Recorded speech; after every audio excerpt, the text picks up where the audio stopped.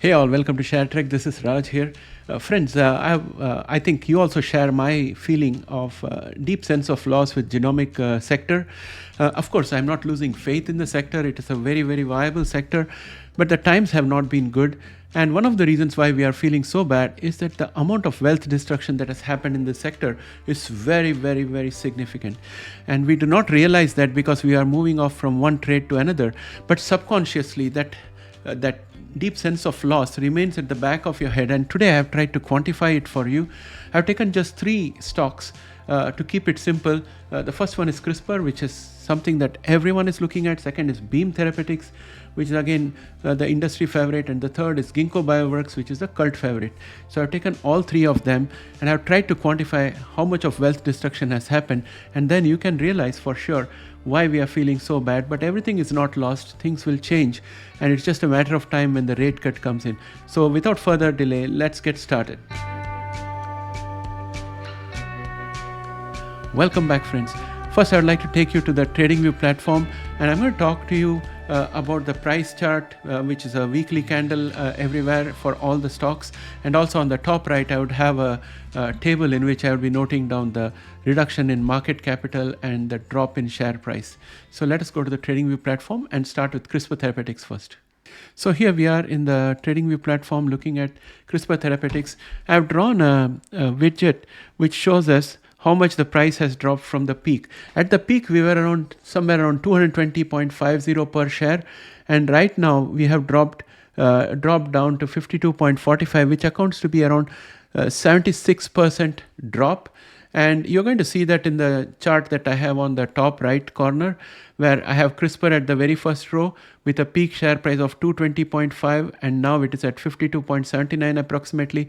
It's a drop of 76.20%, and the current market capitalization is 4.48 billion, and at the peak, the market capitalization was 17.88 billion. This shows a wealth destruction of around $13 billion in CRISPR alone. And this $13 billion of loss has not come through just direct investment in CRISPR Therapeutics, but also people who wanted a general exposure to genomics and who would have invested in ETFs like ARCG, which are tracking genomic sector.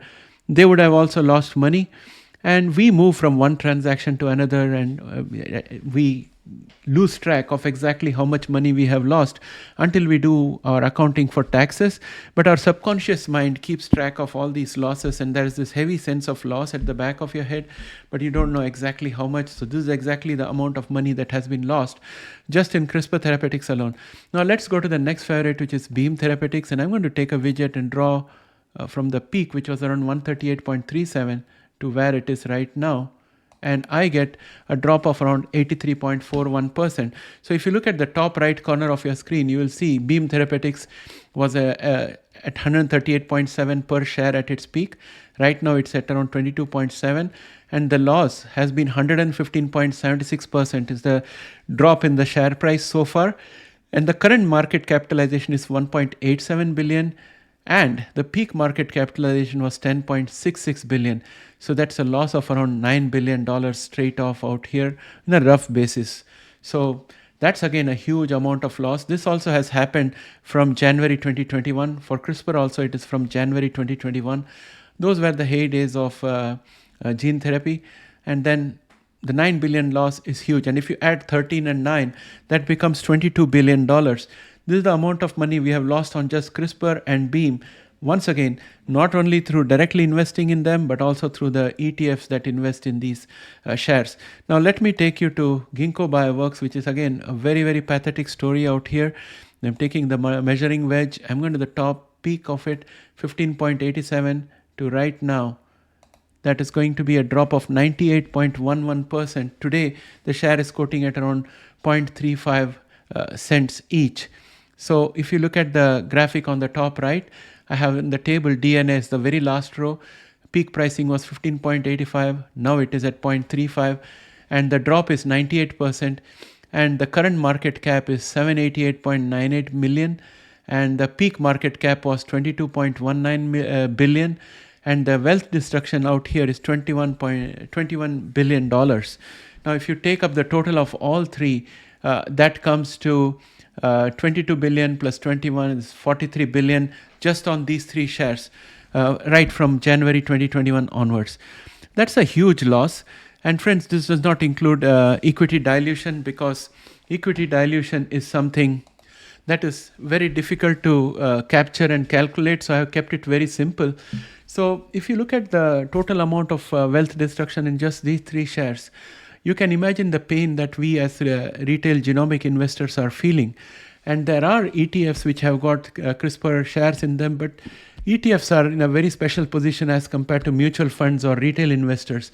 Mutual fund investors will sell units when the price goes down, and the mutual fund has to sell off shares in order to redeem the money and give it to the investor.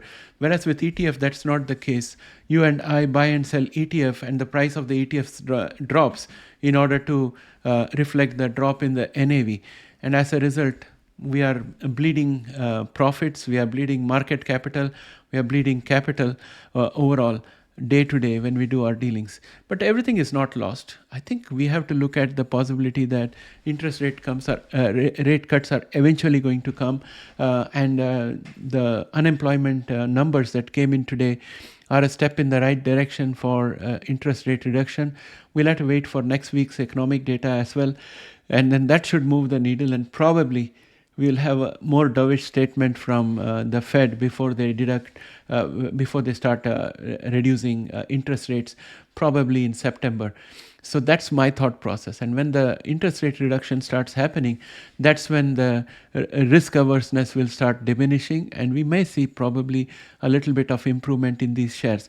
Now, among the 3 companies that I have taken here to highlight, I think CRISPR is likely to recover much faster than the others, because there is a whole bunch of catalysts that's going to come for CRISPR, including in the next quarter, we might potentially hear about revenue coming in from the initial sales of Casgevy, because the infusion has already happened. So that could improve CRISPR Therapeutics share prices, and as a result of which the market cap will also improve and the wealth destruction would reduce. So ultimately, CRISPR Therapeutics is something out of these 3 which I think will redeem itself, but the other 2 have a lot to prove for themselves. So that's what I wanted to talk to you, my friends. With that, I would like to bring this video to an end, and I would like to hear from you if you have any of these 3 shares in your portfolio, and what is the total loss that you have faced in percentage terms and in dollar terms on these shares, and whether you share my optimism that in the future things will improve for CRISPR Therapeutics.